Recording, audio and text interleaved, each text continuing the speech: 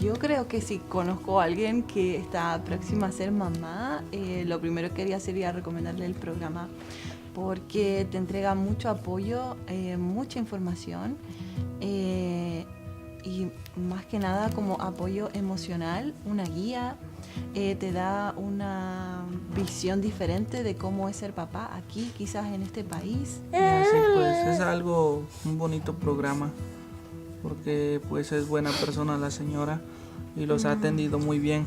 Pensé que nada más iba a ser un programa de orientación quizás para los nuevos padres, pero creo que nos llevamos una linda sorpresa porque Gaby es una persona muy cercana a nosotros, es como parte de nuestra familia, siempre ha estado dispuesta a ayudarnos y a escucharnos con nuestras dudas sobre la paternidad y en nuestro caso que estamos solos en este país ha sido como de mucha ayuda. Es un gran apoyo para nuevos padres y más aún si están en nuestra situación, que somos extranjeros, que nuestra familia y amigos, como dice Carla, están en otro país, lejos. Entonces sí, viene muy bien el programa para apoyarse tanto emocional y como anímicamente y bueno, en varios aspectos del programa que nos ayuda a seguir adelante con esta nueva aventura. Te ayuda como a ver los distintos recursos que tiene la comunidad para nuevos papás, entonces creo que es de gran ayuda. No queda mucho que agregar, pero lo veo de la misma forma. Que hemos aprendido algunas cosas aquí y pues los han ayudado, como este programa los ha ayudado para seguir creciendo a la bebé, como con buenos consejos y así. Sí, y creo que también ha sido muy importante el tema de apoyarnos con el libro y saber qué actividades hacer con Máximo de acuerdo a su edad, cómo estimularlo, cómo cuidarlo de los peligros de la casa, como cosas que uno como papá nuevo no conoce, claro. Pues a mí me gustaría que lo siguiéramos visitando aquí en la biblioteca de Covelo. Está tranquilo y muy bonito aquí. Cuando no nos podemos reunir, nos comunicamos por Zoom o una llamada telefónica o por texto. Donde nos visite, porque ha sido nuestra casa, a veces nosotros vamos a Willis y puede ser en el parque. Gaby llega, como hacemos un resumen de cómo ha ido nuestra semana o qué hemos hecho de nuevo, cómo va el trabajo. Luego hacemos las actividades del libro. Vemos si podemos hacer un juguetito nuevo para Máximo, a veces ella lo evalúa, cómo está su sentido motriz, qué ha aprendido de nuevo, nuevas palabras y jugamos un ratito y conversamos. A mí personalmente también me ayudó mucho. Planning Commission on April 6, 2023 is open for the meeting and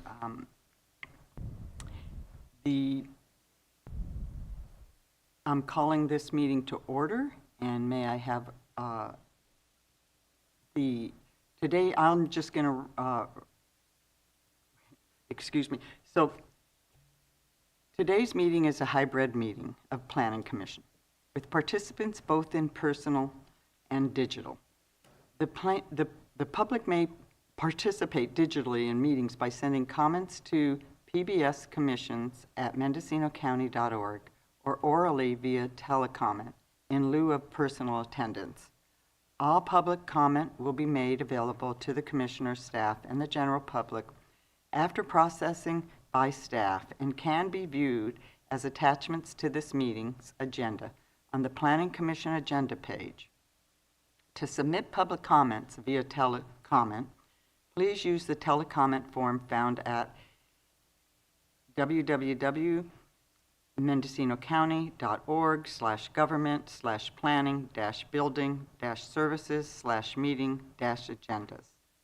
Can we have roll call vote, please? Yes. Commissioner Ramos. Commissioner Jones.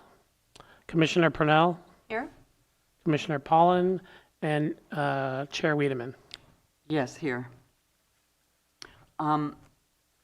I do want to note that we have a new member to the Planning Commission from the 2nd District, and I'd like to introduce him, Cameron Ramos, and he's sitting to my left, and welcome aboard, and would you like to say anything about being on the Planning Commission?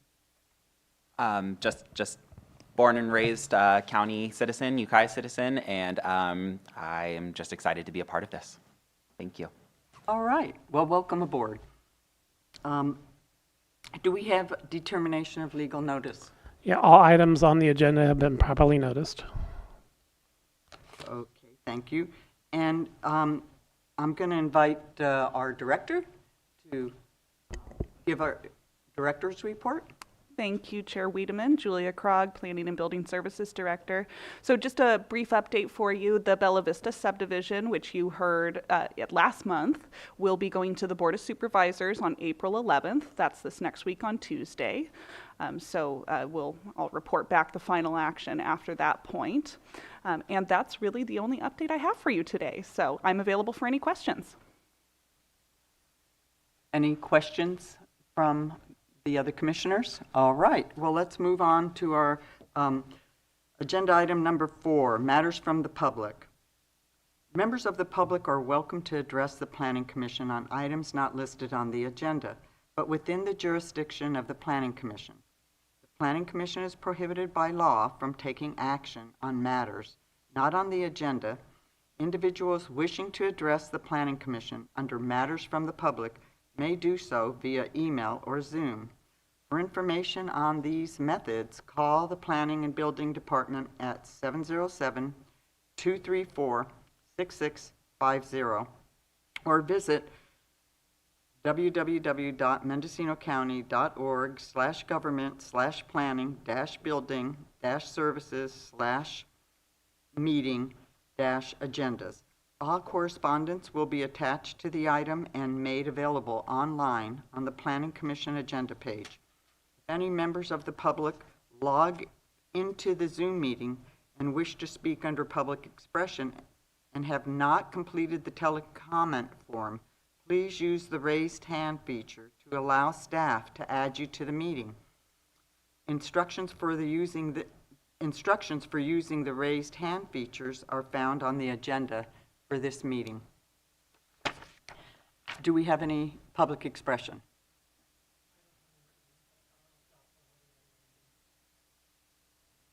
I have no members of the public on Zoom for public expression. All right, seeing that there's no public expression, we'll move on to consent calendar. And there doesn't appear to be anything on the consent calendar either, unless something has been added. Okay. All right. So we move into item 6A, the regular calendar, and we move into our first agenda item on our regular calendar is case number MS 2022-0001, minor subdivision of an existing 30.30 acre parcel into 3 respective 10.10 acre parcels. Can we have staff presentation? Hello, Project Planner Steven Schweitzer here. As mentioned, the applicant intends to subdivide an existing parcel into 3 separate parcels for the 3 tenants in common. General Plan Policy DE14 in County Code, Zoning Code Chapter 20.048 establishes a minimum lot size of 10 acres for the rural residential 10-acre minimum land use designation and zoning district. Each proposed lot would be at least 10 acres in size. Though no development is proposed at this time, future development would be limited to the uses prescribed by the rural residential land use designation and zoning district.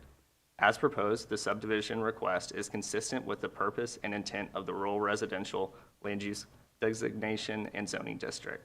The subject parcel is located within 1.6 miles north of the Round Valley Airport and is within an airport height combining district, applied to areas in close proximity to the public or private airports where, for the purposes of safety, it is necessary to limit the height of structures. It is important to note here that the proposed project is not subject to review by the Airport Land Use Commission, and the 35-foot height limit for the zoning district complies with the Code of Federal Regulations for flight hazards. The project was referred out to responsible and trustee agencies for comment in April of 2022. The following is a brief recap of these comments our office received during the referral period. In July of 2022, the Archaeological Commission determined that an archaeological survey was required for the project. Following this, an ARC survey was submitted for review in December of 2022, where the ARC Commission accepted said survey with the recommended condition of approval, see Exhibit A of the resolution for this condition of approval. The project was also referred to Covelo Fire Protection District and CAL FIRE. The Covelo Fire Protection District provided comment that a standard fire condition should apply. The County Department of Transportation also recommended several conditions of approval for the proposed subdivision related to the site's access from Crawford Road. These recommendations were discussed at the July 14th, 2022 Subdivision Committee meeting, where the committee recommended conditional approval pursuant to the findings required by County Division of Land Regulations. It is important to note that the project conflicts with Division of Land Regulations Section 1752F, lot depth ratio. As provided on the tentative map, the current lot depth ratio is slightly above the standard 1:3 depth ratio, with an overall lot depth of 1,350 feet and lot widths ranging from 175 feet to 500 feet. Pursuant to Section 1752F, the applicant is requesting that the Planning Commission consider approving a greater width depth ratio necessitated by other physical conditions. The existing lot configuration in the shape of a letter T, as well as the Mill Creek transecting the northern portion of the parcel, limits the subdivision layout options available for 3 lots of equal acreage. As proposed, the current lot configuration takes into consideration that each of these 3 lots will be provided street frontage along Crawford Road and a comparable building envelope for the northernmost proposed lot transected by Mill Creek. Based on the available project information and environmental analysis presented in the initial study negative declaration, there's no substantial evidence that the proposed project would have a significant effect on the environment. It is noted in the initial study that the proposed subdivision could result in some impacts due to potential future development. However, these were less than significant impacts. Staff is recommending that the Planning Commission, by resolution, adopt a negative declaration and grant a minor subdivision for the project, as proposed by the applicant, based on the facts and findings, and subject to the conditions of approval contained in Exhibit A of the resolution. The applicant has been made aware of these conditions of approval, and I'm available for further questions.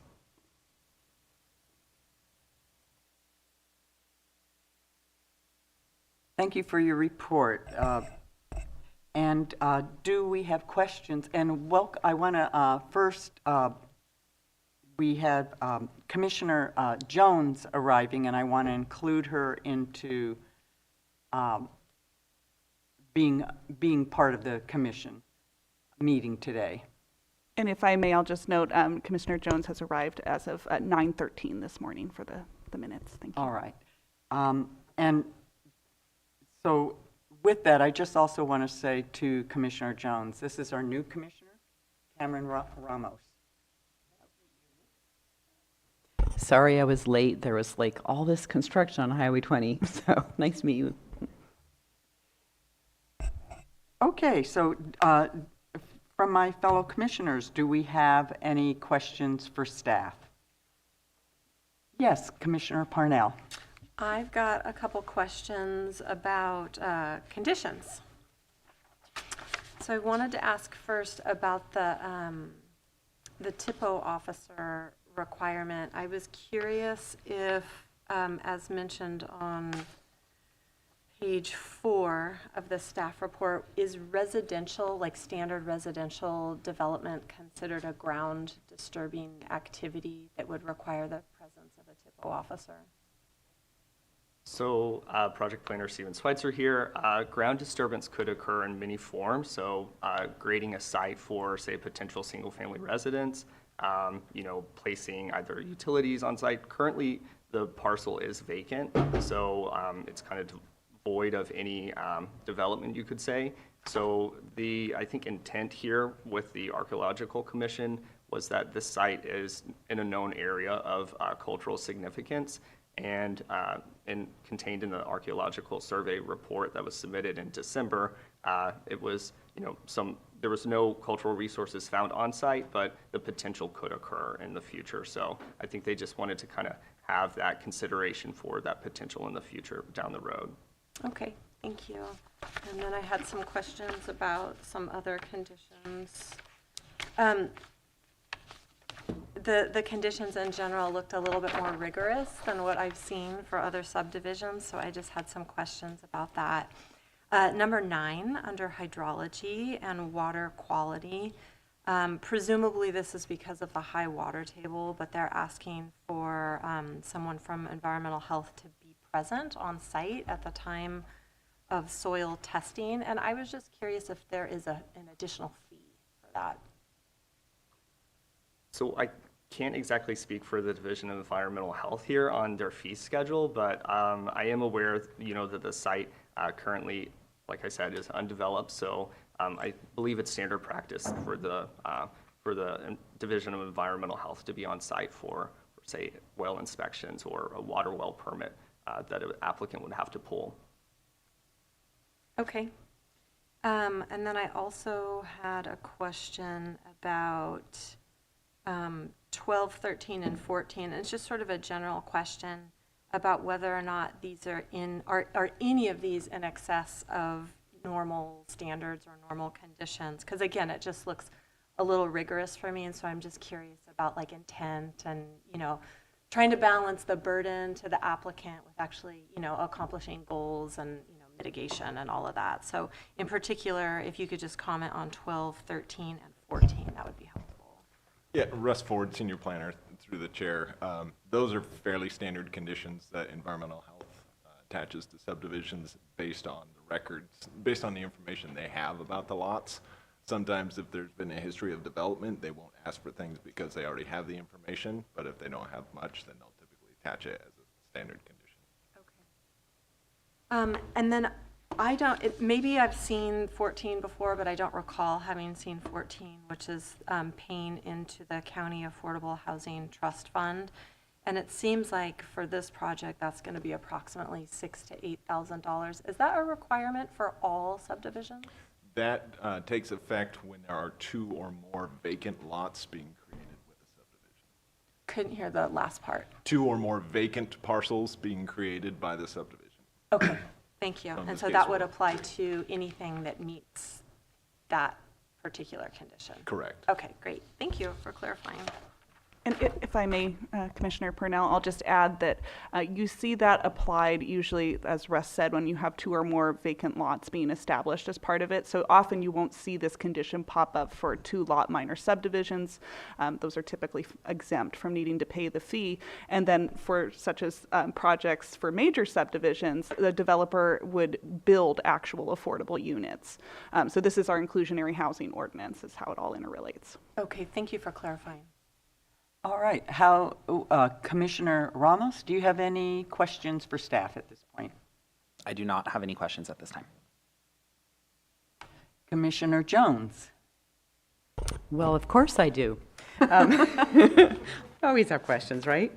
So I have 2 pretty important procedural questions, I guess, just coming from my planning background, where the process seems to be a little bit different than what I'm used to in terms of planning law and subdivision law.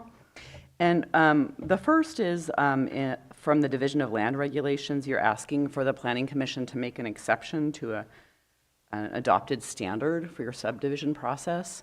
And in my experience, usually you have to process a variance to do that. And I don't see that variance analysis here.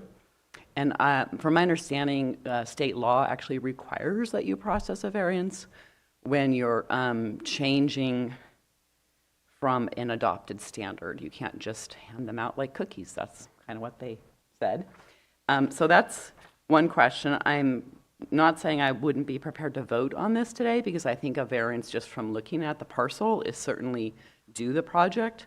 I'm just more wanting to talk with maybe the county attorney about whether or not he thinks I'm right or not. And then my other question has to do with the Subdivision Map Act, and this is what's considered a minor subdivision. And typically in a minor subdivision, you're not required to, you're not allowed to require the applicant to do physical improvements on the project related to the subdivision. Instead, those physical improvements have to be required when there's actually development that's going to happen on the project.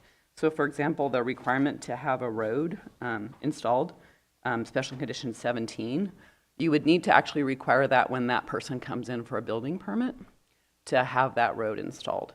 And we ran into this with a couple of other subdivisions that have come up, like I think it was the Carson subdivision in Casper, where the county was asking for installation of an access road. And again, you can require that access road, but you can only require it when someone comes and wants to build a house later. And then there was another example, I'm trying to remember what it was now. But it's come up a few times, and I've brought it up a few times, and I just feel like it's really important that we do things correctly. And even though these seem like small things, for people in this county who don't have a lot of money, it ends up costing, and usually you have to do it when the actual development's going in. This is the way that we did everything in Fort Bragg. A major subdivision is a completely different animal. When someone's doing a major subdivision, 5 parcels or more, you can require everything: road improvements, sidewalks, sewer, curb, gutter, yada yada. So those are my 3 comments, if anybody wants to respond to those.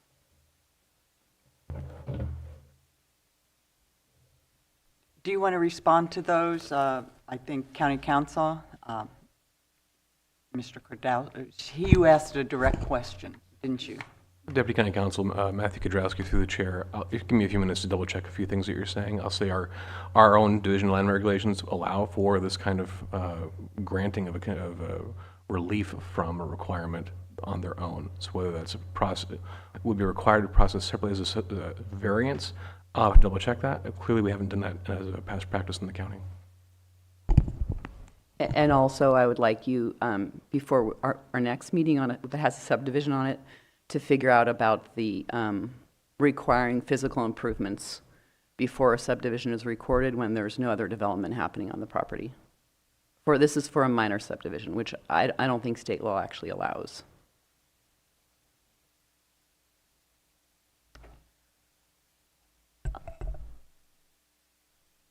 Commissioner Jones, did you need staff to respond to any of your questions at this time? No. Like I said, I'm Okay. perfectly happy approving this. It's Okay. more just making sure we're crossing our T's and dotting our I's properly. All right. Well, as chair, I have a few comments, and the comment has to do with item number under cultural resources, number 6. Seems to have been a change at our archaeological review committee, and I don't know, when you read something about you need to have an archaeologist present during ground disturbance activities, it's too big. When somebody does a development and you are starting to put in a road, it could be weeks of actual physical work being done on ground disturbance. If you're building, it could be weeks. And I think, and I'm not sure what the vehicle is, but I think we need to talk to the Archaeological Commission, because I know it's not just this. This is kind of a go-to thing that's being added on people's requests when they're having to be referred to this commission. And I actually don't think the commission understands that this is unattainable to be paying an archaeologist for months every day of being there has never really, is not feasible for people. So I guess I'm not sure if I could say that needs to be revisited, that request, because I think it needs to be more refined. Because how it's been in the past is the applicant and the owner, the property owner, signs on if you find any archaeological remains or discoveries during site work. You stop, you contact the commission, and you contact your archaeologist before proceeding. Then they come out and they do this level of work. But not a blanket thing that you're going to start construction and you need an archaeologist there. And that's what they're doing. And I think this needs to be defined, and I don't know how we can do that. And I put that back to, that question back to staff and our county council. So Diane, if you wouldn't mind, I do have a potential solution to this issue. So typically what you actually do is you require a TIPO to be available, so a Native American monitor to be available rather than an archaeologist. And a Native American monitor is usually about $50 an hour instead of $150 an hour for an archaeologist. Alternatively, you could ask the applicant to have an archaeologist actually do a shovel test pit, the area to be graded, and that will usually take less than a half a day. And if they find anything, it's there. And if they don't, then you don't have to worry about it. I think that's a much preferable special condition for number 6. And I would recommend that we as a commission maybe move to change special condition 6. But I think at some point we have to have a public hearing. So I don't know if we're getting too into discussion. Well, I think by going to the Archaeology Commission, you've already done an archaeology study, and your archaeologist has already done the shovel test or the scratching surface test and the transects that they do, walking the site. So you have now a report by a licensed archaeologist sent to that commission, and this is it's kind of what's coming out of that commission, and I just don't think they understand the complexity of that request. So I'm going to override, and I want to put my comments and my questions back to staff. Russ Ford, Senior Planner, through the chair. I believe the commission would have the discretion to modify or remove some of these conditions. These are just recommended from the staff report. I have another question on that same topic. Commissioner Parnell, yes. Thank you. Would staff have any problem or see any problem with only requiring coordination with the local TIPO officer? Like, is there a way to cut the archaeologists out of this and just let Round Valley Indian Tribes TIPO officer handle this? The condition, Project Planner Steven Schweitzer here, the condition could be changed to read, striking from the condition language the archaeologist and replacing it with the TIPO. Okay. Should the commission. Because currently the way it's written, we've got the involvement of both, right. And that is a lot. Yeah, okay, thank you. For the commission to consider. I'd like to just respond to that. I think for this particular parcel, that's fine. But when you're on the coast, and I think I would like for the years that we've done, if any archaeological discovery is made in the sense of artifacts, etc., what's ever listed on the archaeology report of that era, that particular site, I think I would rather have that. Because once again, it's not just one time, one day. They could be there for months. And I think that's an undue burden. So I go back to staff. How do we want to find a compromise for this. I don't have the language what we used to put in these findings, if anything was found. It's a standard phrase, and it would.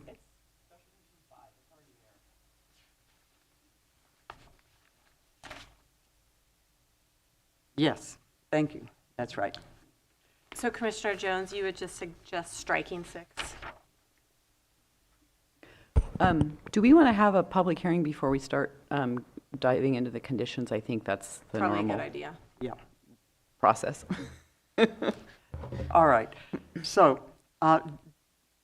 do we have any other questions or comments for staff from the commission at this time? Okay. Then let's open it up for questions of the applicant. Or let's have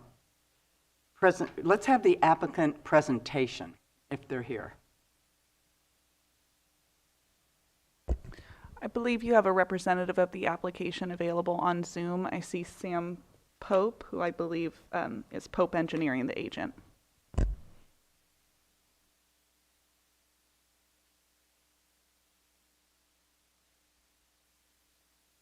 you hear me? This is Sam Pope. Yes, we can hear you, Sam. Okay. I would like to comment on number 6 also. This is just a hayfield. It's been farmed for many years. Any place that a structure would be built, that's been tilled up for 50 years. So this seems a really onerous condition. We already have number 5, the standard one on the parcel map, that if you find any remains, you have to stop and contact an agent, but it seems really overburdened to the subdivider that they would have to have somebody present whenever you do any disturbing, because we still have some more septic work to do out there. So that would mean I would need to call somebody to do, when we're doing perk tests and things like that. And also I had a question about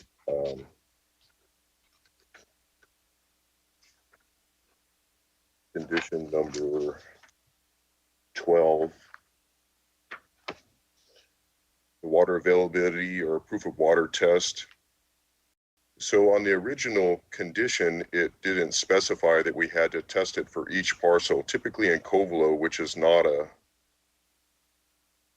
I don't think it's a water scarce area, we can get away with just doing the water test on one parcel instead of having to do it on all 3.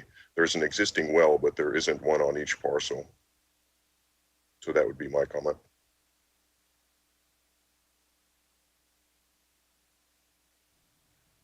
Mr. Pope, do you have anything else to add? No, that was it.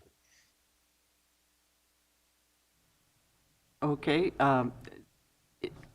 Is there anybody else in the audience or in the community wanting to address this application?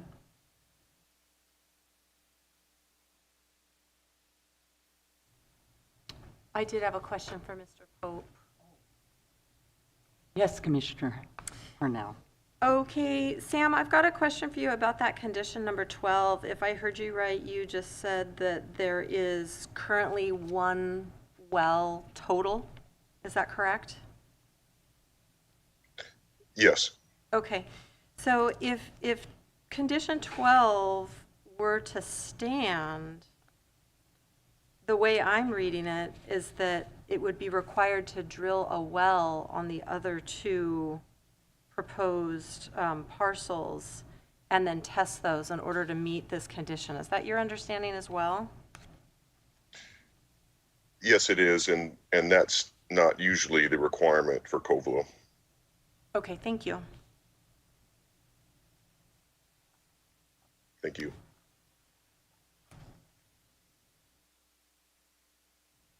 Are there any other questions from the commission for the applicant?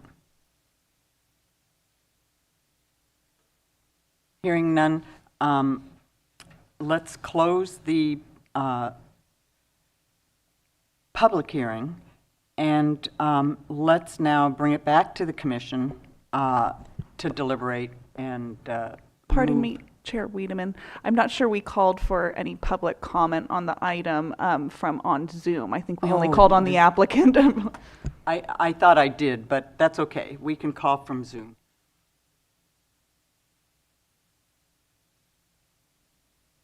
I have Sam Pope again. I didn't hear you. I have Sam Pope again. Okay. This is Sam. We can hear you. Oh, I'm sorry. I didn't have any questions. Did I hit the button wrong? So we have no other Zoom comments? No other members of the public here for Zoom. Okay.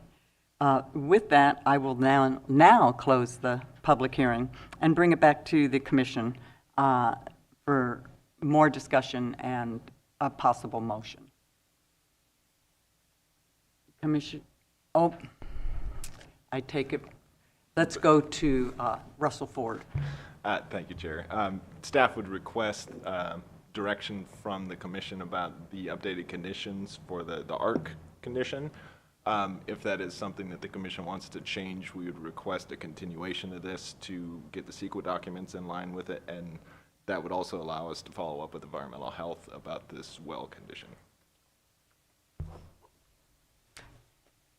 Commissioner Parnell? And I'm supportive of that because I would like to see a modification, if not just striking number 6. And I mean, I think overall the goal here is that we want to support the development of housing in Mendocino County, and we want to make sure it's in the right place and that we're taking care of the environment and cultural resources. But those two conditions that we've been discussing do seem burdensome and expensive. And so I would like to have the benefit of environmental health weighing in on a possible modification to number 12. So I would be in favor of a continuance.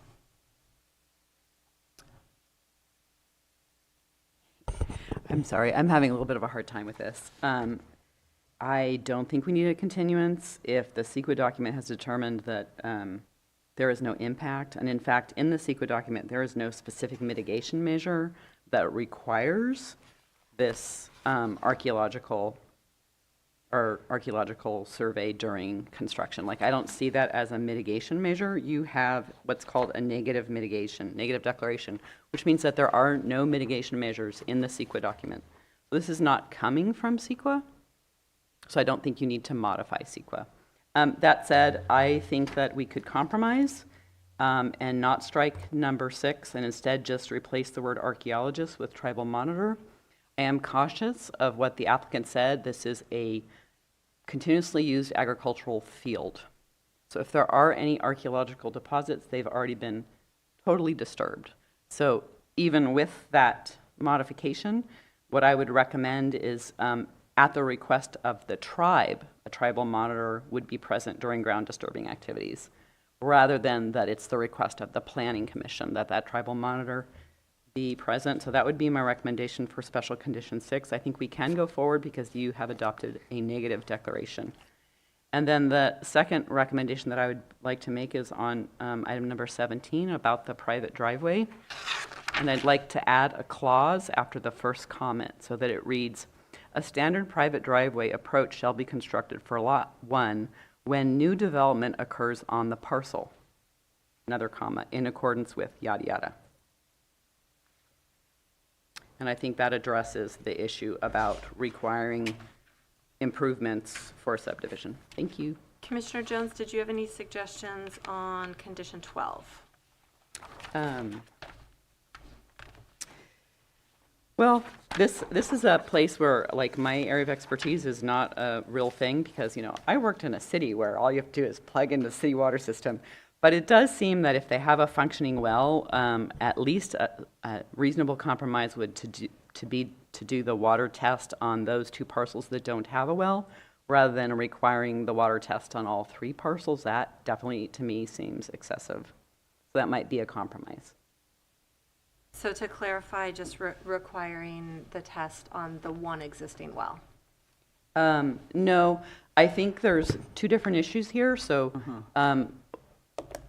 unlike Covelo, I think throughout the county we're trying to get away from shared wells because it creates conflict between property owners and especially in times of drought, consternation, especially in an area like this where you have a lot of agricultural fields and assumably you'd be wanting to use some of that water for those ags.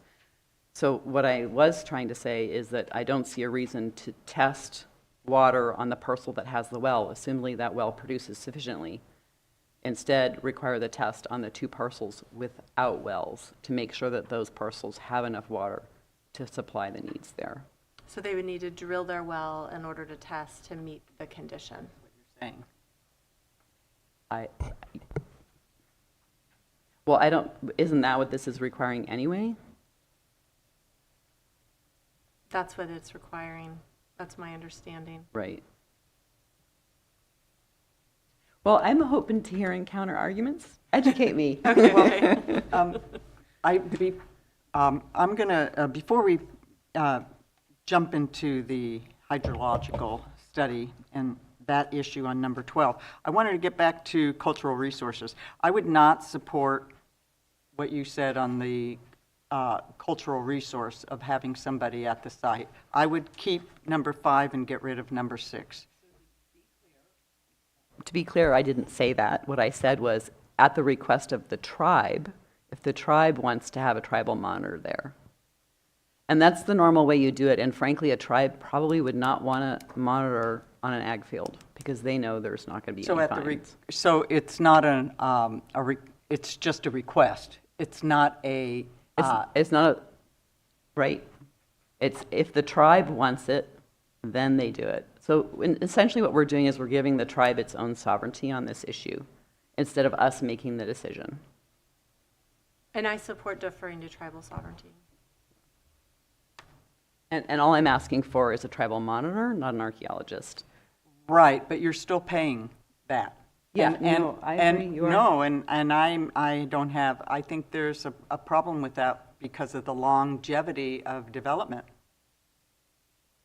And that's, you know, I just think that is a huge burden on, so that's why I go back to, hey, if a site, you know, and then the question is, you know, if the archaeological report said this particular site had a lot of artifacts on it, then we would have a mitigation measure in the already. In that negative declaration, and there's nothing there, which basically says that the archaeology study probably found zip. Yeah. And frankly, I'm fine with what you're saying, Weed, because this parcel has been graded so much.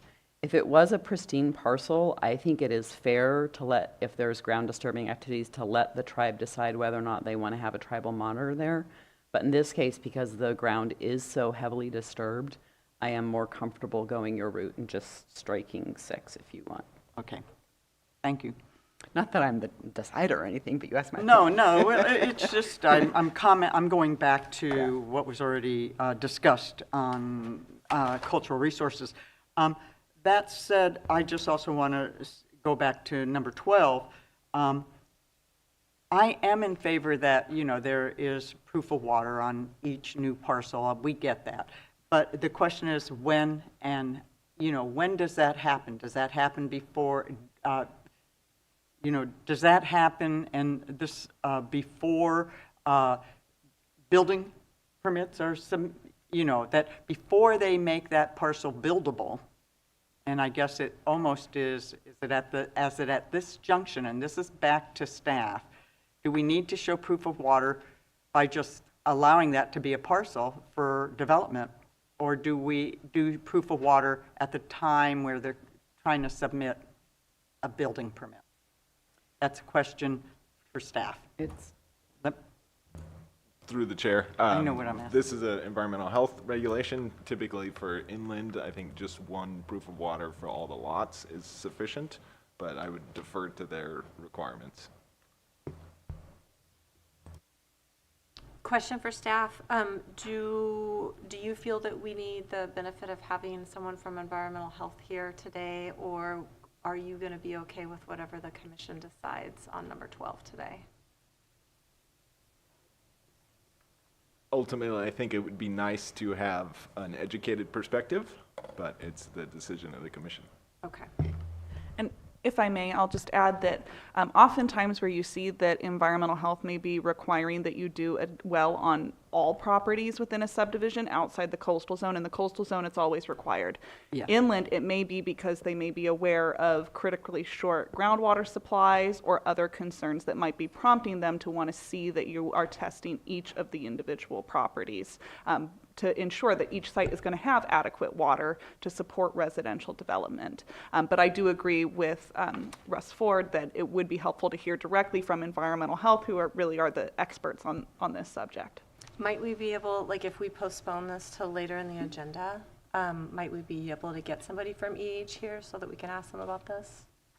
We will do some outreach right now. Okay, great, thank you. And I think I remember reading that they weren't concerned about water supply because the water table here is quite high. It's very high. 50 feet below surface, so that also just makes it seem a little odd. And I don't want the commission to, rewrite regulations and have this condition be out of sync with everything else they do, but I think we can do a little bit better than what's written here. And I would just note also, and answer your question, at the very top of Exhibit A, it says that all of the conditions of approval must be met prior to 24 months from the date of approval. Mm-hmm. So in a sense, they do have to do all these things in the next 2 years. I understand that. With that, since we're going to try to have environmental health weigh in on this, do we want to move this down the agenda and come back to it after we move, or are you trying to reach them now? We're reaching out. It looks like the primary staff member we'd request is maybe not here today, so that might not be possible. Okay. With that, do we want to proceed and make a motion, or do we want to wait? I have a question for staff. Might there be somebody else from EH that could join us today? We can ask. I'm not sure Okay. who's online. I also did want to note that DOT is present if there were any questions about the modification of that road condition. Thank you. So I think my suggestion at this point would be that we wait to hear back from EH to see if we can get somebody and move on to the next item, and then just revisit this today, and maybe we can take action and maybe we can't today. So I would also like to make a suggestion, that is maybe to reach out to the applicant to see if it's more important that we get this issue resolved or that we may take action today from their perspective. Because, sometimes waiting 2 months to get it back on the planning commission Yeah, agenda. we'll take whatever request is. That's a good point. Is Sam Pope representing the applicant? Is he still available on phone? Yes, he's still available. Okay, Sam Pope, can you weigh in on this?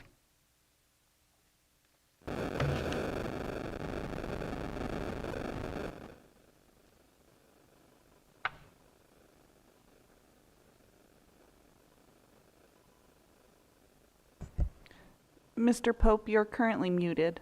How about that? Can you hear me now? Yes, we can. All right. So I've done several subdivisions in Covelo. It's my understanding that it's not. We lost you again. It looks like he's back in the attendees. Yeah, thank you. How about that? Can you hear me now? Yes. All right. So as I understand it, Covelo is not considered a water scarce area, and I have never needed to test all of the parcels in a subdivision there. I've done, 4 or 5. So I think that might have been an oversight on the condition, and that's why I brought it up. So the question we have for you is, if we can't get someone from the environmental health, to tell us their rationale today. Would you rather us approve the subdivision with the condition or wait until we get an answer and approve it at a later meeting? I'd like to wait. This is Okay. a very important, expensive thing for my clients. Thank you. Okay. Hearing that the applicant would like to wait until we hear back from Environmental Health, we'll move this to review later in our agenda.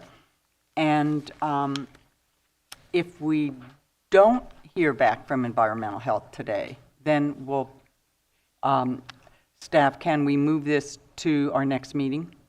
Be carried over to the next meeting? I would suggest, just because we would have to do some outreach, and I'm not sure their schedule, that maybe we look at the May 4th agenda as opposed to the 20th. Okay. All right.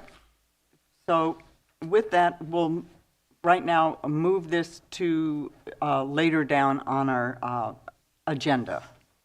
And with that, we'll move to our next item, 6B, case A 2022-0002. And Agricultural Preserve application to reestablish a Williamson Act contract on a group of parcels under common ownership located in the western foothills of the Ukiah Valley. And can we have staff presentation, please? Certainly. Hi, good morning, Commissioners. This is Liam Crowley, planning staff. I think this is the first time doing a presentation before you, so it's nice to meet you all. As stated, the applicant is requesting to establish approximately 527 acres as an agricultural preserve and place that land into a Williamson Act contract. Staff found the project to be consistent with the general plan, the zoning ordinance, and county policies and procedures for ag preserves and Williamson Act contracts as detailed in the staff report.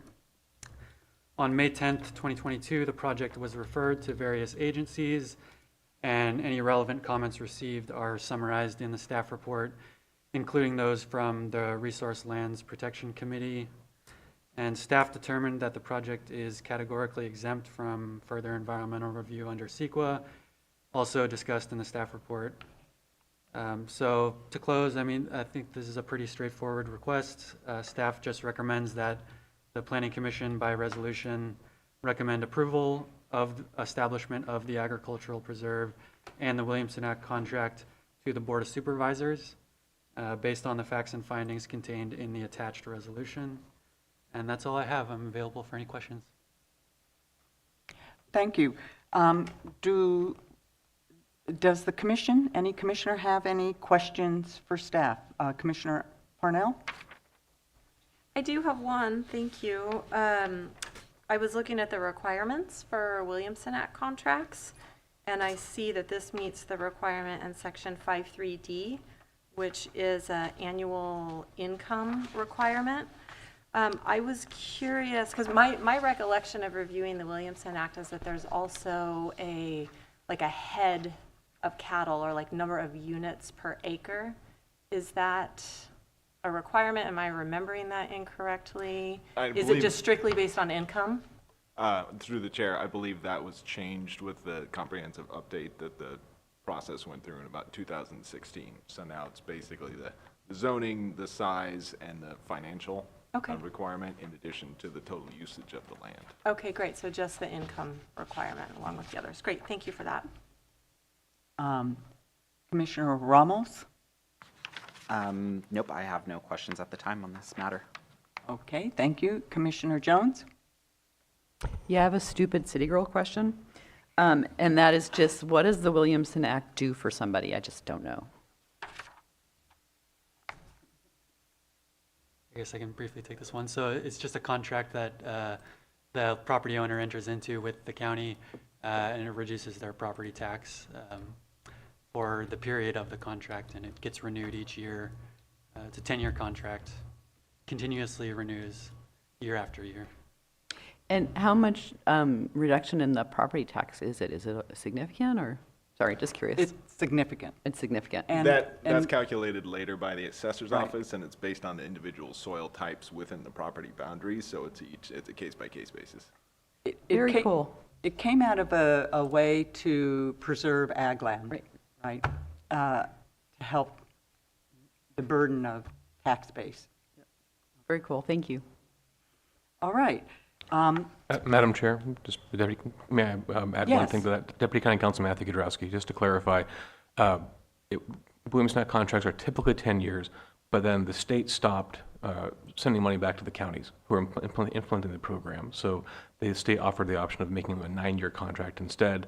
That creates some additional savings for the county, but doesn't fully repay the county for not getting the subvention from the state. But just to clarify, in our county, it's a 9-year contract. Thank you for that. I have no comments on for the or questions for staff on this. So, do we have the applicant? Oh, for questions for staff? Yes. Let's open the public hearing for questions to staff.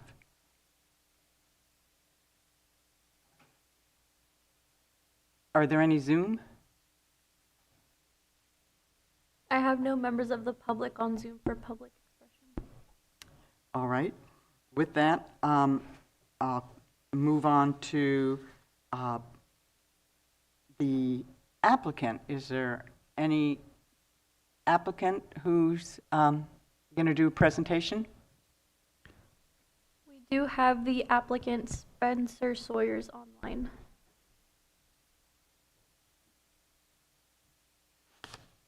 May we hear from that applicant, please? Yes, good morning. This is Spencer. Good morning. Good morning. I was just waiting to see if we got approved. I really don't have any comment other than the fact that we were excited about getting back into the ag program if it's possible. All right, thank you. And that is the only public comment he's the only applicant here, and so there's no more public comment on Zoom. Therefore, does staff have any final remarks? Through the chair, yeah, I just wanted to clarify for the benefit of the applicant that this is a recommendation today. The final approval or denial would come from the Board of Supervisors at a subsequent hearing. All right, that's it. So back to the commission. Does the commission have any further questions on this application? Seeing no further questions, I'm going to close public hearing, and I'm going to bring it back to the commission for a deliberation and a motion. Do you want to make the motion, Weed, since it's in your district? No, you can make the motion. All right. I'll move that we adopt the resolution of the Planning Commission, County of Mendocino, State of California, making its report and recommendation to the Mendocino County Board of Supervisors regarding establishment of an agricultural preserve for the lands of Spencer and Amanda Sawyers and approving a Williamson Act contract over said lands. Second? And Commissioner Parnell seconds. Can we have roll call vote, please? Commissioner Purnell, Yes. Commissioner Jones, Oops, yes. Commissioner Ramos, Yes. and Chair Wiedemann. Yes. Motion passes. Great. All right. So seeing that, we're now moving on to item 6C and case A 2022-0007, requests to establish a Williamson Act contract on 150, wait a minute here. 156 acres. Yeah, 156 acres parcel within an existing agricultural preserve used as grazing land. Do we have a staff presentation? Yes, hello again. This is Liam Crowley, planning staff. This is a very similar request to the previous application. So, as stated, this is a request to place approximately 156 acres into a Williamson Act contract. The only difference with this one is that this parcel was already within an agricultural preserve, so this request is not to establish an agricultural preserve, but just to essentially replace the parcel of land into the Williamson Act contract. So staff found the project to be consistent with the general plan, the zoning ordinance, and the policies and procedures for ag preserves and Williamson Act contracts. And that's all detailed in the staff report. This one on December 13th, 2022 was referred to various agencies, and those comments are summarized in the staff report as well as the determination from staff that this is categorically exempt from further review under CEQA.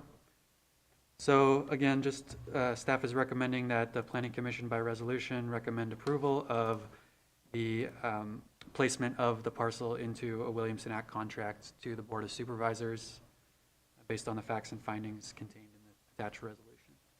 So that's all I have available for any questions. Well, thank you again. Questions from the commission for staff? Commissioner Parnell?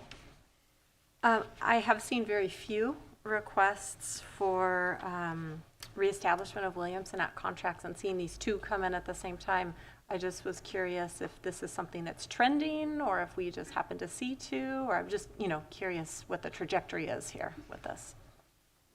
Russ Ford, through the chair. I think there's been kind of a lapse for a long time, and this, in my opinion, I think may be related to the updated questionnaires being sent out to the assessor's office. And so what we're seeing is that over time, a lot of these properties have changed hands, and the new owners were not aware of the contract and the requirements in the contract, so they were rolled out. And so now they're kind of educating themselves and realizing what the process is about and trying to get back into contract, reestablishing that ag use. So I'm actually kind of expecting an uptick in these applications in the next few years. Thank you. That's helpful. And any other commissioner have any questions for staff? Seeing none, I'm going to invite questions, or I'm going to invite the applicant presentation. Is the applicant available? I do not see the applicant available on Zoom. All right. How about, is there any public available for comment? I have no members of the public for comment. Right. Therefore, okay, so I'll open public hearing with that invitation. But doesn't seem to be any public. Is that correct? That's correct. Okay. And please bear with me, it's a little awkward with these hybrid systems because we don't know actually who is available for Zoom. So please excuse the maybe one would call it a little bit of sloppiness on my part as chair here. So with that, since we have no public comment, I am going to ask staff if they have any final remarks. Okay, and then I will ask the commission if there's any additional questions to staff at this point. Doesn't appear to. Then I'm going to close the public hearing, and then I'm going to bring it back to the commission for a motion. Do I have a motion by any commissioner? Sure, I'll go ahead and move since this is in my district. I move that the Planning Commission adopt the resolution of the Planning Commission, County of Mendocino, State of California, making its report and recommendation to the Mendocino County Board of Supervisors regarding a Williamson Act contract over the lands of Island Mountain LP, A-2022-007. Thank you. Second. Do I have a second? I'll second. Okay, with that, could we have roll call vote, please? Commissioner Ramos? Yes. Commissioner Jones? Yes. Commissioner Purnell? Yes. Chair Wiedemann? Yes. Motion passes unanimously 4-0. Okay, thank you. And so we move on to item number 6D, case UM 2019-0004. It's a modification of a minor use permit, number 3-72 to convert an existing 24-bed assisted living facility into affordable residential unit for low to moderate income seniors, not to exceed 24 units per Mendocino County Code 20.204.035, parentheses B. I'm going to open the, with this public hearing and staff presentation, please.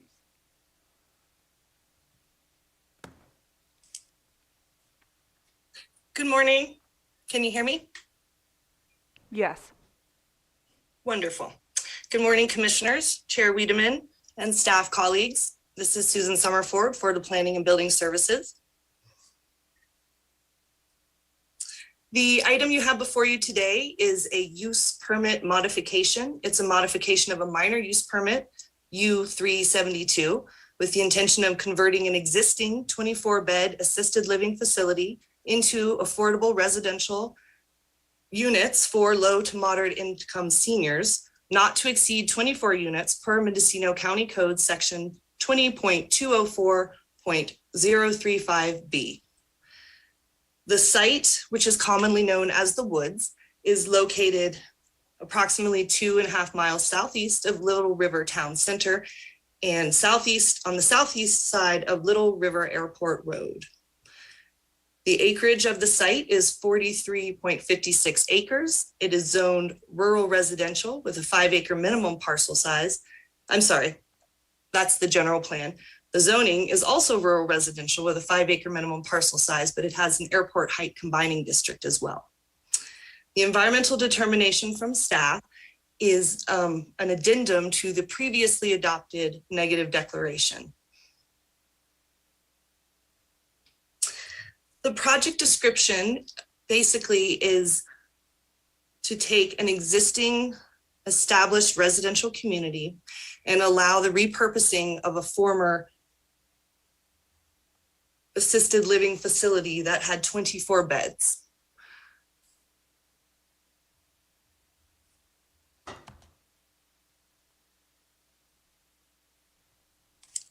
I'm sorry, I lost my place on the other computer, apologize.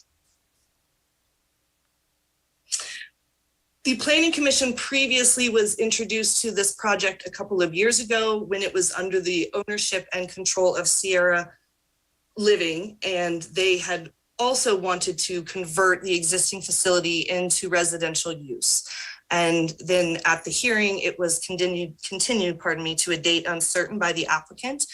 In the interim, the owner group of the Woods has gathered together and formed a cooperative, and they've purchased the site and they still want to do the same thing. So they have a nexus for what they already have existing there in the residential units, and they want to just convert the existing building into other units. This site is long known to the county. It was established in 1972, and at that time,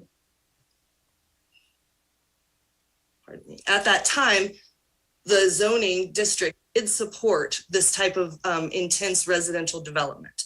However, with the zoning update in 1987, it became a non-conforming use.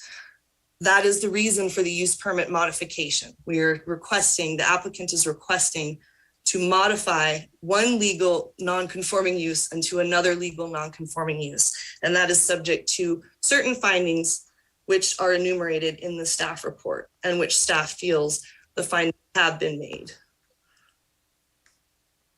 We also feel that the zoning and the general plan is consistent with this new proposed use. Additionally, it was determined for a CEQA that we could prepare an addendum to the previously adopted negative declaration, which is also enumerated in the staff report and supported by the findings required by CEQA to not prepare an additional negative declaration.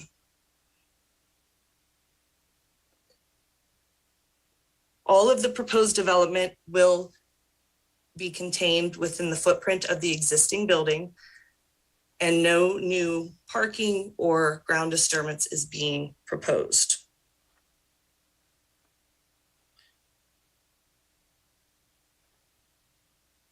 we recommend that the use permit modification be approved by resolution and that the Planning Commission approve the addendum to the previously adopted negative declaration. And I know there's probably some questions, so I'm available. Thank you. Thank you.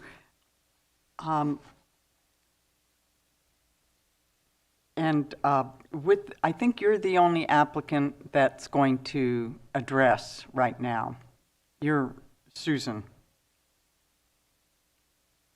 Susan, you're the staff and doing the staff presentation. Okay, got that. So with that, I'm going to ask the commissioners, do they have any questions for staff? Commissioner Jones? I just have one quick comment, and I think that you called it a minor use modification in the request, and it is clearly a use permit modification, because if it was minor, it wouldn't have come to us, it would have been handled administratively. So but other than that, I thought the staff report was beautifully well written and very complete, and thank you. Any other commissioners, any questions? Well, that might warrant a little more discussion because it seems that the request is a modification of a minor use permit and it has come before the commission. As that? Yeah, as that, yeah. So I don't know if there's any comments on that, but I do see that that's what the request was. Right.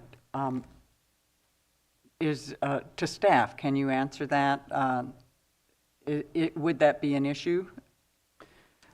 If I may, so this project originally started as a minor use permit, and you'll see in the related applications that it started off as a use permit U 2019-0028, and through the processing we determined that it was actually more suited as a modification to the major use permit that was for the overall park.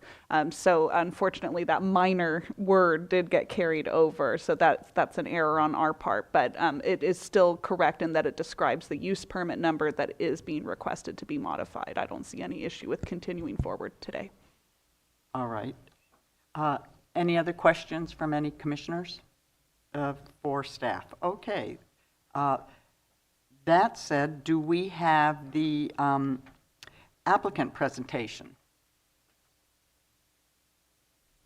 I do not have the applicant on Zoom. I think he's walking to the podium. Could you please state your name and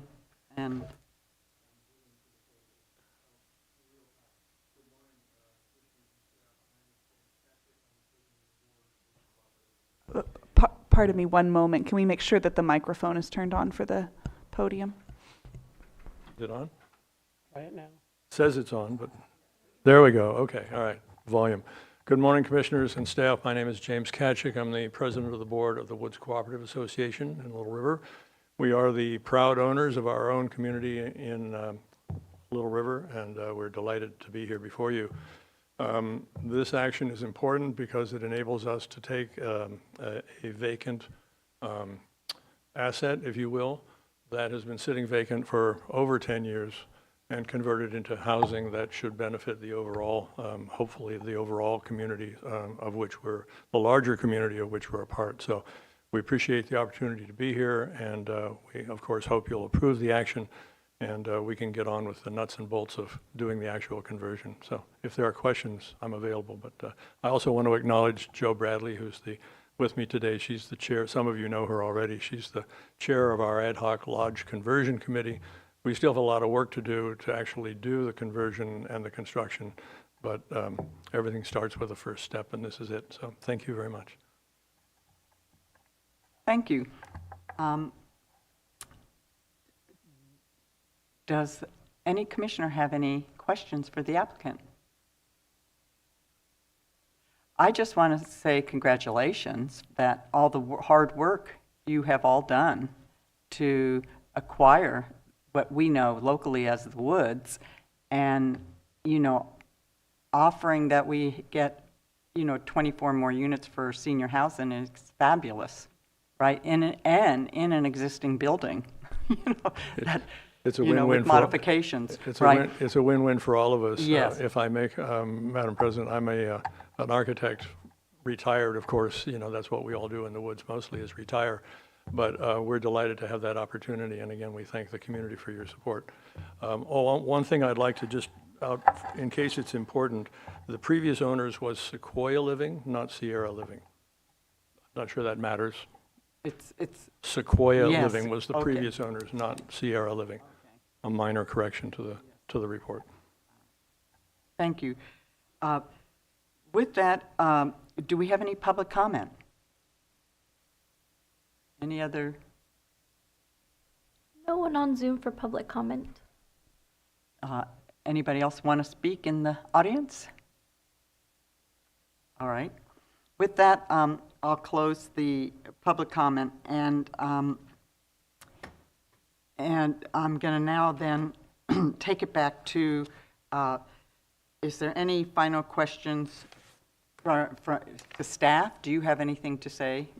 If I may, Chair Wiedemann, we have prepared just a tentative red line of one of the findings that was just it was a little oddly worded, so we've reworded that, and I would like to share that on the screen if that's okay, if now would be acceptable. Mm-hmm. So what you are about to see, okay, now that what you can see on the screen here, and let me make it a little bit larger. Hopefully everyone can read it. So this is underneath the use permit findings. This is on page, starting on page 2 of the resolution. And this speaks about the conformity with the general plan. So what staff has done, and I'll just read it into the record, what the revised finding would be. As described in 1A above, the existing development on the property was in conformance with both zoning and general plan at the time of approval and construction. The adoption of the 1987 zoning code made the existing uses non-conforming with the allowable uses under the rural residential general plan classification and zoning district. As a result, the proposed replacement of the non-conforming use with a different non-conforming use requires findings to support the replacement of the non-conforming use with a use of similar or lesser intensity as discussed in finding 1. And then on page 3, the finding continues stating, General Plan Policy DE-32 allows for the development of legal nonconforming uses that are consistent with other provisions of the General Plan, environmental and community objectives. Policy DE-32 further provides that nonconforming uses may continue when basic health and safety are provided. The proposed project can be found to provide basic health and safety and is consistent with other provisions of the general plan, environmental and community objectives, and required findings for nonconforming uses. And then continues saying, in addition, the current proposal can be seen to satisfy a number of important housing and development goals established in the county's general plan, specifically Policy 3.1 that calls for an expansion of affordable housing options countywide. And that concludes the changes that staff recommends. Okay, thank you. Should we also amend the request from a minor use permit to the major?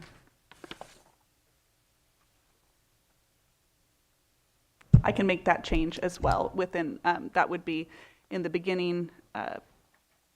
Part of the resolution? Yeah, it actually looks like. I think the resolution is fine. Yeah, the resolution actually looks like it's just fine in terms of the request, but thank you for asking if we needed to clarify that. Okay, seemings that, does the commission have any other request or feedback for staff at this point for anything? Okay, and then I'll bring it back to, I already closed the public hearing. Now I'm going to bring it back to the commission for a motion and any other further comments.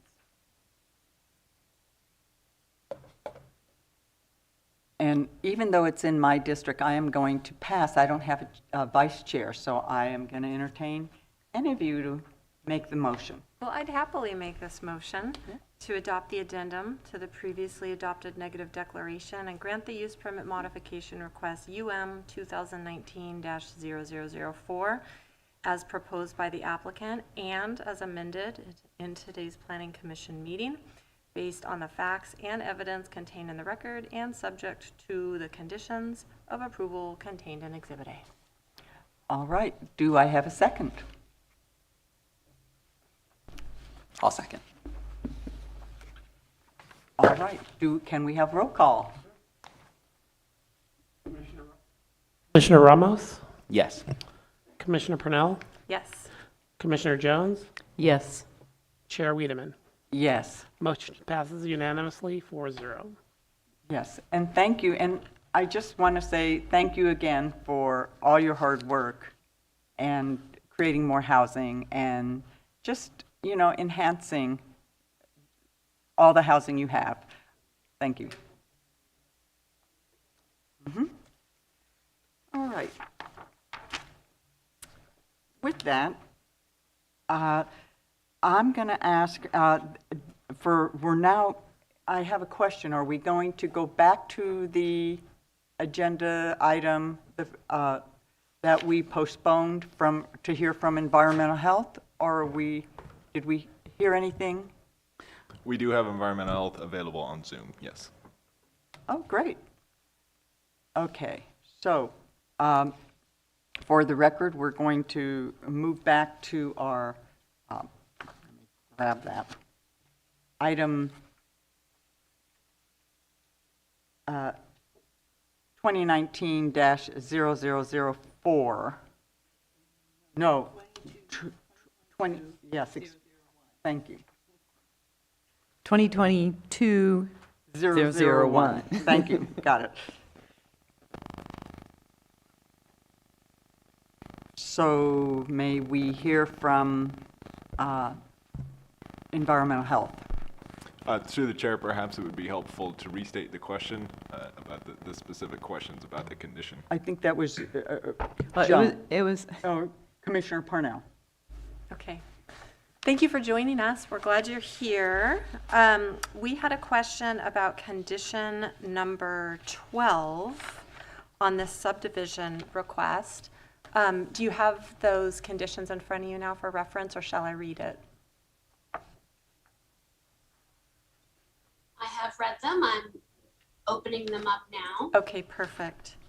So in a nutshell, and other commissioners can weigh in on this as well, our question was whether or not we can reduce this requirement of number 12. The way that it reads now appears to be a 1,200 gallon proof water test for each of the 3 parcels. Currently, only one of the parcels, as we understand, has a well. So to fulfill this requirement as written would require drilling 2 additional wells and testing them. And since it's our understanding that Covelo Round Valley is not in an area with any kind of critical water supply, it's kind of the opposite, super high water table. We are wondering if it would be acceptable to environmental health to modify this. One of the options that we discussed was simply the waterproof test for the current well only. The other option that we discussed was to require that well testing at the time that a building permit was applied for the 2 vacant parcels. And we were just hoping to get environmental health's input on some acceptable alternatives. Absolutely. So the answer is yes. I was talking with Stephen, and it looks like what I would recommend is having the word each be changed to any. I certainly am the one who wrote each. I see my own handwriting here, but any is more appropriate for this specific site. So that translates into 1 proof of water, which can be accounted, which can account for up to 10 proposed parcels in this inland area. Well, that's a simple change. Thank you. Thank you. Thank you so much, and thank you for being able to come to this meeting. No problem. Thank you. All right. All right. So now that we have that simple change of 1 word, staff, how do we want to proceed with the motion? It's back in our court. We can make the motion with that change of language, and I'm just verifying that with county council and staff that that's appropriate. Deputy County Counsel Matthew Kudrowski. So I know we've talked about this, in particular from environmental health. I'm not sure we have specific wording that we've sorted out for the other 1 or 2 conditions that were being worked on today. So I just think wanted we to review do. that. Well, can we put into the record, and/or I'm not sure if one of the planning staff can get a red line going just to be able to show that document that we all know with clarity what we're approving today. Chair, Project Planner Steven Schweitzer here. If I may, I can pull up a red line here. I believe I have a solution for the cultural resources condition language as well. Okay, great. Yes, I think we're looking at 6, 12, and 17, changes to all 3. I think we can defer some of the questions for the site access to Department of Transportation, but as for these other ones, I think we can definitely address currently.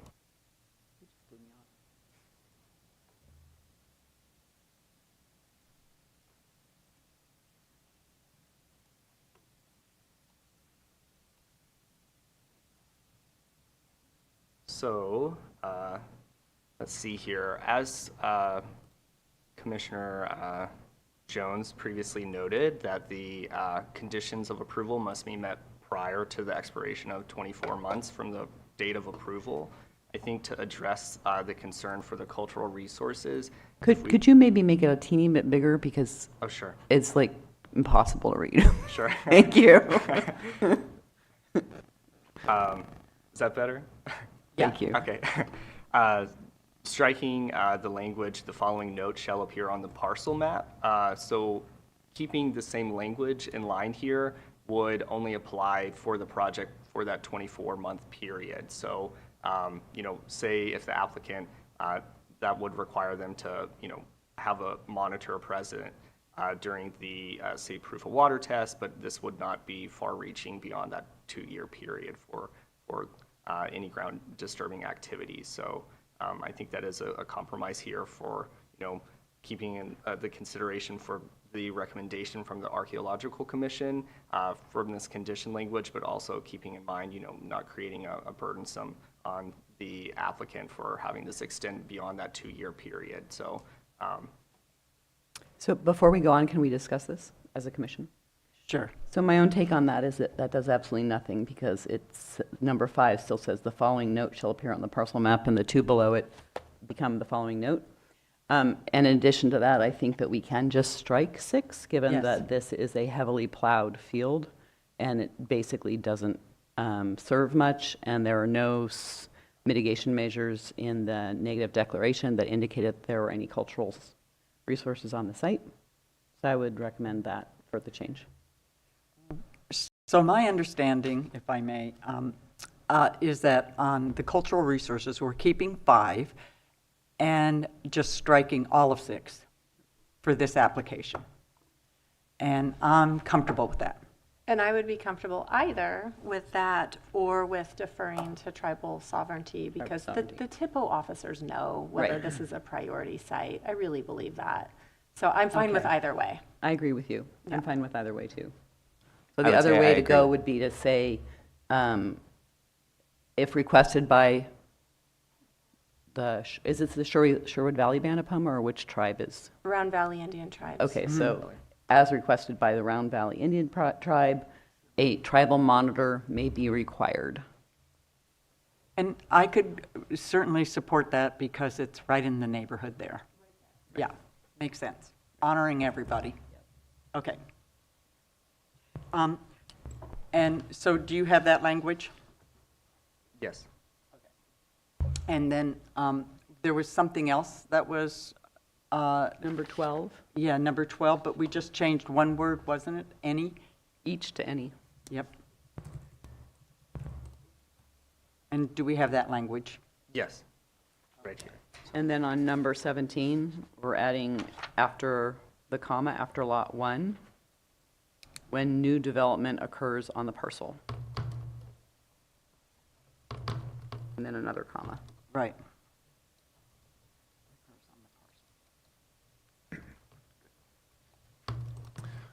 Madam Chair, if I may, we might consider requesting comment from DOT for the change in that condition. That would also allow us a few minutes to get a red line prepared. Okay. Could be a good time for a bio break. Yes. Sounds great. So, do I need a motion to break? By order of the chair. Order of the chair, we're going to break for 10 minutes. Is that good for everybody? So returning at 10:40. 10:40. Thank you. Great idea. So, On the road since 7:30. My understanding is this would be kept to 6. It wouldn't appear on the parcel map. It would just be. No, I think what you did there was say Fox and a couple trees.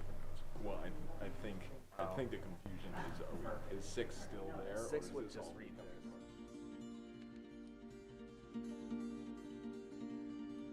Personally, I think everybody could benefit from the home visiting programs. I think that as a parent now, I'm grateful for support more than I was before. I filled out that form not knowing what I was doing. I am very, very grateful that I did it because it's really helping me a lot.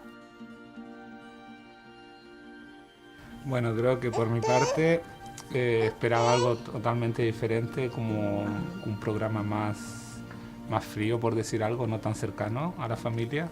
Y a través del programa nos hemos dado cuenta que también pasa a ser una familia con nosotros porque nos apoya en los momentos difíciles o cuando nos hemos visto en dificultades. Well, I was a new mom and I had no experience taking care of a newborn. There isn't like a book on how to raise a kid. We come from like a lot of family history of, drugs, violence, alcoholism, so we didn't want our daughter to experience any of that. The thought that a parent was supposed to be loving, nurturing, supposed to be there for their kid, provide food, shelter, joy, and going in, becoming a parent for her, I had no clue how to provide that. ¿Cómo pensar educarla? Ajá. Cómo educar a un hijo porque pues nosotros nunca, es la primera vez que íbamos a ser padres. What I think parents should know about home visiting is that you can learn a lot of new things and tips and tricks, how to take care of the baby and what to do, and if you're, stuck in a routine and everything being monotonous, like they give you new resources and new tools how to handle parenthood. It was nice to have them kind of guiding me, even though I was not a first-time mom. I felt like a first-time mom. It totally blew my mind over time. So much information that I had no idea about. She was straightforward when, teaching me this stuff and answered any of my questions. It's just a really positive experience. What I think that parents could benefit with the program is just having someone here for you, especially for first-time parents. It can be very isolating and it can be very lonely, and having the home visitor changes that and it feels very good. For me, having a home visitor is like having a second mom there. A lot has changed. I'm definitely more knowledgeable taking care of her. And I know that anytime I need advice or help from somebody, I can just call her. It's just that little positive nudge to, hey, I'm noticing something, let's find a way how to change it.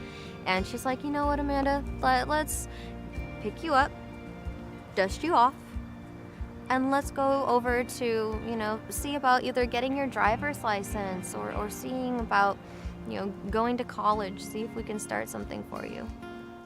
It's totally worth it. Like, even if you're on the fence at first, you don't feel like having a stranger coming in your house and teaching you about your little one, do it anyway. You get the help that you need. You get professional advice on things you may not know about your child. The fact that the program has no fees or anything, it's all totally free, is fantastic.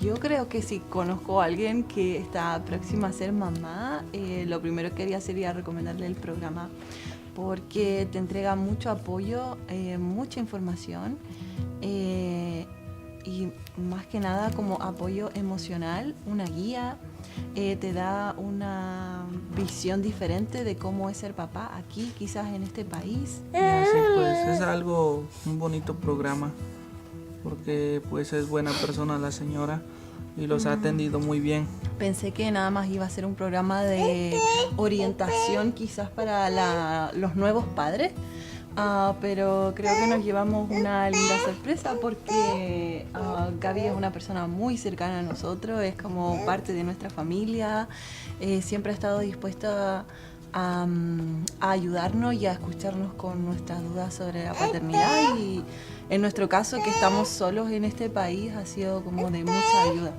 Es un gran apoyo para nuevos padres y más aún si están en nuestra situación, que somos extranjeros, que nuestra familia y amigos, como dice Carla, están en otro país, lejos. Entonces sí, viene muy bien el programa para apoyarse tanto emocional y como anímicamente y bueno, en varios aspectos del programa que nos ayuda a seguir adelante con esta nueva aventura.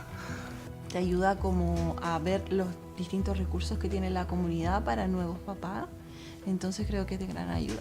No queda mucho que agregar, pero lo veo de la misma forma. Que hemos aprendido algunas cosas aquí y pues los han ayudado, como este programa los ha ayudado para seguir creciendo a la bebé, como con buenos consejos y así. Sí, y creo que también ha sido muy importante el tema de apoyarnos con el libro y saber qué actividades hacer con Máximo de acuerdo a su edad, cómo estimularlo, cómo cuidarlo de los peligros de la casa, como cosas que uno como papá nuevo no conoce, claro. Pues a mí me gustaría que lo siguiéramos visitando aquí en la biblioteca de Covelo. Está tranquilo, muy bonito aquí. Cuando no nos podemos reunir, nos comunicamos por Zoom o una llamada telefónica o por texto. Donde nos visite, porque ha sido nuestra casa, a veces nosotros vamos a Willits y puede ser en el parque. Gaby llega, hacemos un resumen de cómo ha ido nuestra semana o qué hemos hecho de nuevo, cómo va el trabajo. Luego hacemos las actividades del libro. Vemos si podemos hacer un juguetito nuevo para Máximo, a veces ella lo evalúa, cómo está su sentido motriz, qué ha aprendido de nuevo, nuevas palabras y jugamos un ratito y conversamos. A mí personalmente también me ayudó mucho a obtener mi licencia a conducir, que era un objetivo que teníamos en cuanto a la familia, sí, para poder estar tranquilos, así que encuentro que ha sido fundamental el apoyo. El objetivo del programa es que las familias estén bien y que las familias estén bien significan niños felices, niños sanos y eso en un futuro es adultos sanos y un mundo mejor. Entonces está bueno.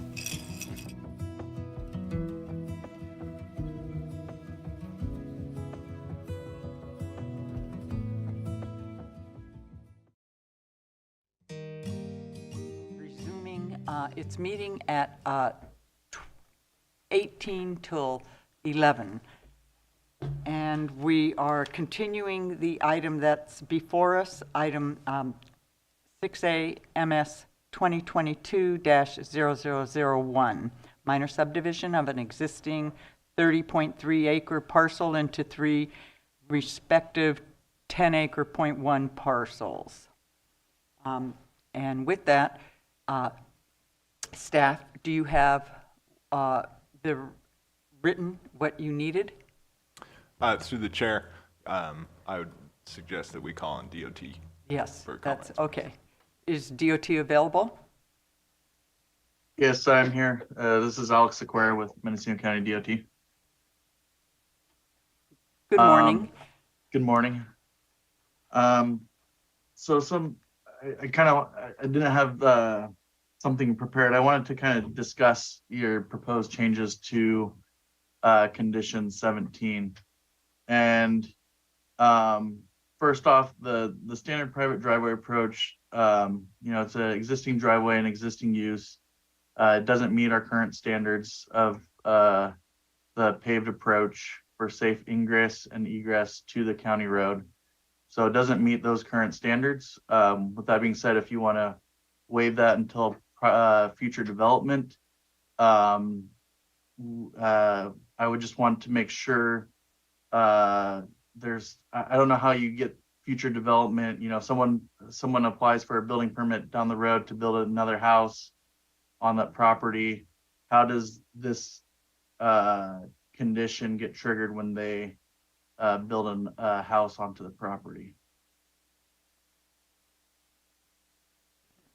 So I would assume it would get triggered because the planner would look up the subdivision, or you're going to have many of these conditions recorded on the title. You could have this, or recorded on the parcel map. You could have this condition recorded on the parcel map. That said, given that there is existing development on the site, I was not aware of that. I'm okay with leaving it as written. I don't necessarily need to die on the vine about this. It was more, I thought you were picking this lot out for requiring a driveway improvement out of the blue. So I'm fine with not having that. Yeah, I do have the other ones that are not in condition number 20. For the other ones that are undeveloped, I had the condition for the field entrance, which is a gravel approach until until they go to develop the parcels, and that's just if they need to access the land to do any tests or anything like that, that field entrance is in place to access their field. All right. Again, I will get back to this issue of minor subdivisions and requiring development as part of a minor subdivision, whether that's allowed by the MAP Act. But this is not a big enough issue for me to care that much one way or the other. So I'm fine with leaving it as is. And since there is development, I think it actually, my experience is because there's development, you have to bring non-conforming into conforming. Into conforming. So any other fellow commissioners questions for DOT? No, but thank you, Alex, for being available today. We appreciate it. Glad to be here. Thank you. And I see we have staff coming to the microphone. Madam Chair, Nash Gonzalez, Interim Assistant Director. I think it'd be better if I provided some historical background as to why these conditions happen the way they do. I think coming back to whether these conditions are allowed or not under the MAP Act is, in cities, it's really different than the county, because in cities you can exempt a lot of these types of conditions and so on under CEQA. In the county, we basically have to run everything through a CEQA process and very little opportunity to exempt any type of a subdivision. So what really happens here is, as far as the conditions that are applied, they're applied at the subdivision level, and they're instituted at that point as far as improvements, because it's really hard to go back in time and pick them up. It's hard to go in future time and pick them up at a building permit level because you could miss those conditions. So it's been the policy and practice of county, including DOT, that a lot of these conditions are placed at the time of map and are checked prior to the signing off of the parcel map. And so those conditions are there, and they live with the parcel map. The improvements are put in, and so on.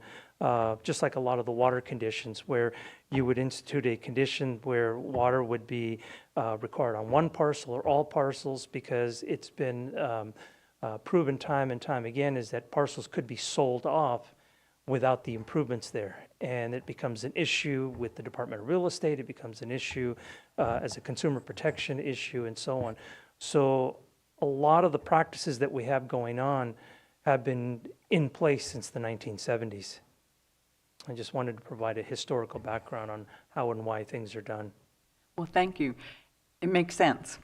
And I think a lot of times if things don't get completed in an application for a request before they get signed off, it often doesn't get, it can get confusing if it goes to the building permit process. You know, I agree, they're totally two separate, even though they're intertwined, they're two separate stages. And I would also act that the MAP Act also provides for no conditions to be applied to a parcel that's actually designated on the map as a remainder. So it's only the other lots, or the buildable lots, or the non-remainder parcels that would have the improvements instituted at the time of the map. But again, remainder parcels would not have any improvements placed on them. All right. Thank you. Any commissioner have any, wait, any other questions for you? Seeing none, thank you. I just have a comment. I would still like the county attorney to look into this, because I think that just because something is a past practice does not make it legal under the MAP Act, and I just want confirmation. All right. So with, I'm going to ask staff, so do we have any language change in red line that we could put up so that we could get a motion moving forward? Yes. Thank you. Project planner Steven Sweats here. I'll share my screen.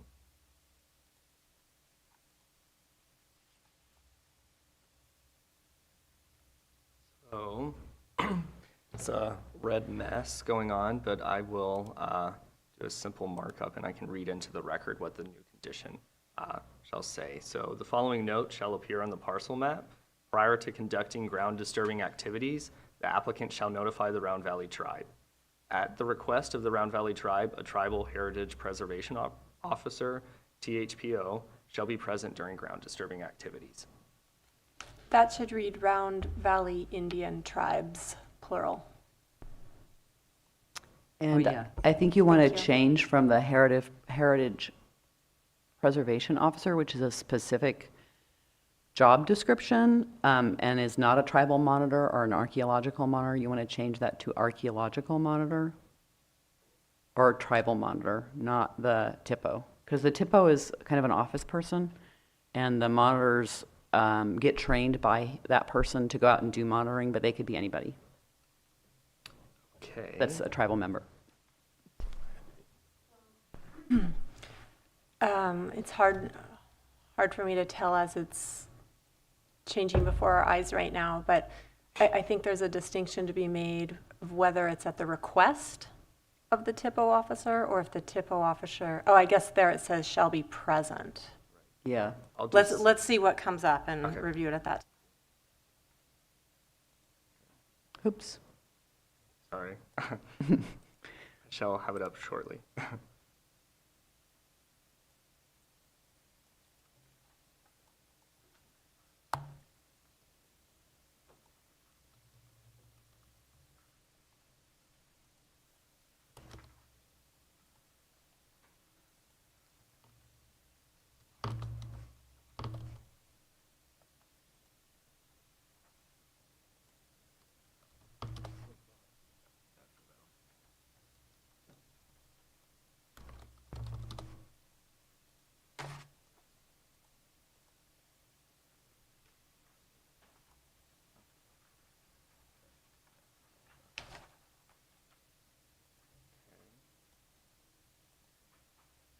Thank you for bearing with me on that. So we have a simple markup here, so you guys don't have to discern through all the red. But as again, I'll read into the record. The following note shall appear on the parcel map. Prior to conducting ground disturbing activities, the applicant shall notify the Round Valley Indian Tribes. At the request of the Round Valley Indian Tribes, a tribal monitor shall be present during ground disturbing activities. You just have two of those there. Need to get rid of one of them. It's a typing stutter. Thank you. I like that version because we're not deciding for them who's going to be there. Yep. I think it's a great compromise. Okay, and did we was that the last change we needed to write on that? We did change that one word on 12. Okay. With that, do we have a motion? Yes. Bear with Commissioner me. Parnell? I move to adopt a negative declaration and grant a minor subdivision for the project as proposed by the applicant and as amended today based on the facts and findings and subject to the conditions of approval contained in Exhibit A of the resolution. And this is for MS 2022-0001. Do I have a second? I second.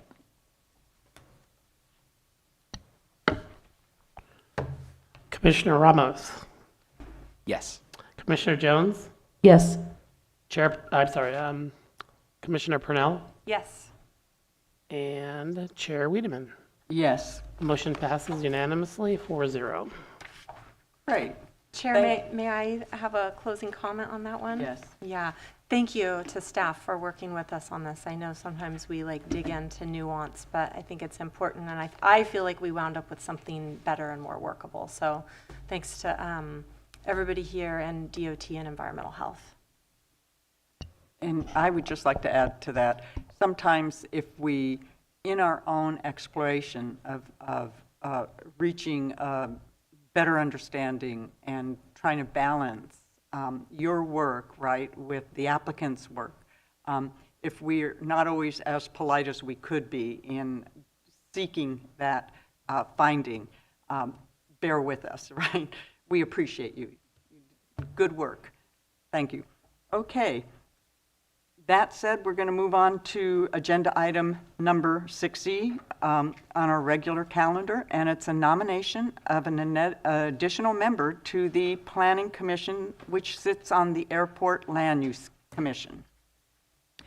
And do I have a nominee that might want to be on that?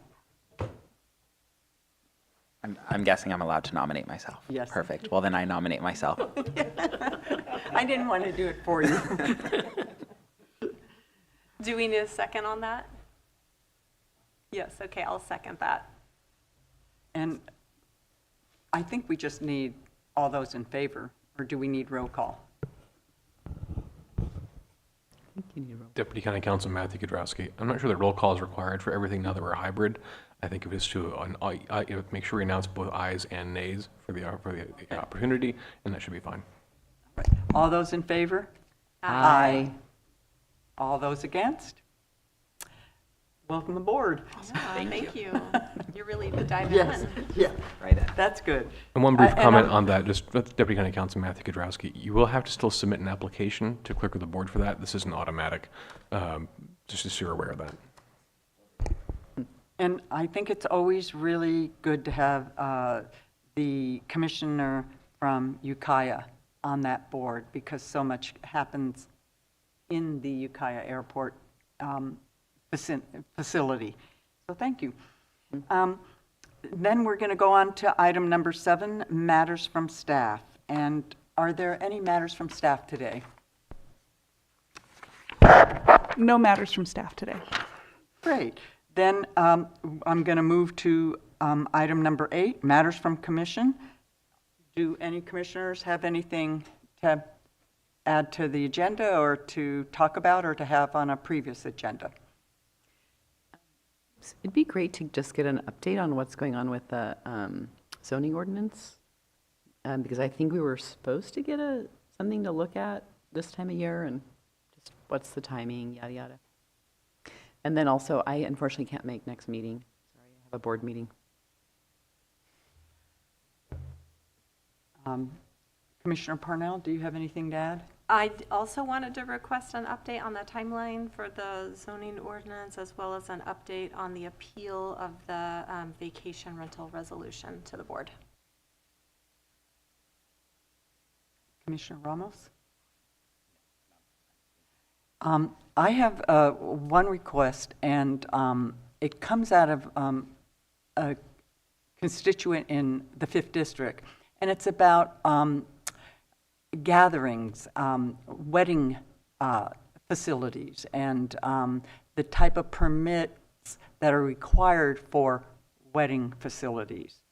There seems to be a lot of weddings venues taking place, and this one this one constituent has concern, since he has a major use permit for one, that so many others might not have the same type of permitting.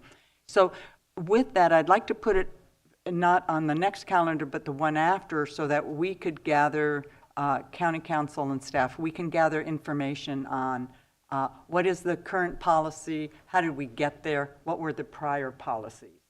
And if we could get that in a package ahead of time for us to have a discussion.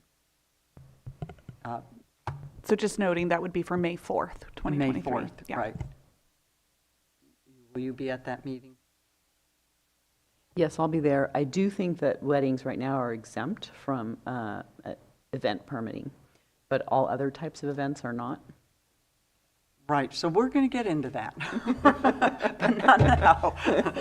So, okay. If I may just ask, so I know Commissioner Jones said she's not able to attend this next meeting, so should the update on the zoning code come at May 4th as well, so that way you're able to hear that update too? Okay, great. And then we can certainly give an update on the short-term rental appeal at the next meeting on the 20th. Has that gone to the board yet? It has not yet. Okay. It's been, it has not yet gone to the board. That's the short update. Right, and because I get asked that all the time, and yeah. All right. So seeming that there's no other matters from the commission, do I have, let's move to item number 9, approval of minutes. So we have several minutes to approve, and do we want to do them individually? Please. Okay, so grab that package. We have 9A, February 3rd, 2022. Do I have a motion to approve February 3rd, 2022? I'll move to approve the minutes of February 3rd, 2022. Second? Can we have a roll call vote? Commissioner Jones? Yes. Commissioner Purnell? Yes. Commissioner Ramos? Yes. Chair Wiedemann? Yes. Motion passes. Okay. 9B, March 3rd, 2022 minutes. Do I have a motion to approve? I'll move to approve. Do I have a second? I'll second. May we have roll call? Commissioner Jones? Yes. Commissioner Purnell? Yes. Commissioner Ramos? Yes. Chair Wiedemann? Yes. Motion passes. 9C, November 17, 2022. May I have a motion to approve the minutes? Yeah. So I was just concerned, as a newer member of the commission, okay, perfect. So I will move to approve the minutes as written for November 17th, 2022. I'll second. May we have roll call vote, please? Commissioner Jones? Yes. Commissioner Ramos? Yes. I'm sorry. Commissioner Purnell? Yes. Chair Wiedemann? Yes. And Motion passes. yes. And 9C, December 1st, 2022. May I have a motion to approve? I'll move that we approve the December 1st minutes. I'll second. And Commissioner Ramos? Yes. Commissioner Jones? Yes. Commissioner Purnell? Yes. Chair Wiedemann? yes. Motion passes. All I right. feel like we're a minute proving assembly line. They kind of got stacked up. How didn't great they? to get caught up, though. Yes, thank you. And thank you, Jim, for catching us and getting us all organized on the minutes. And And for coming back. yes, yes, she hasn't seen you since, right, this is her first. With that, do I have a motion to adjourn the meeting? I move to adjourn. Do I have a second? I'll second.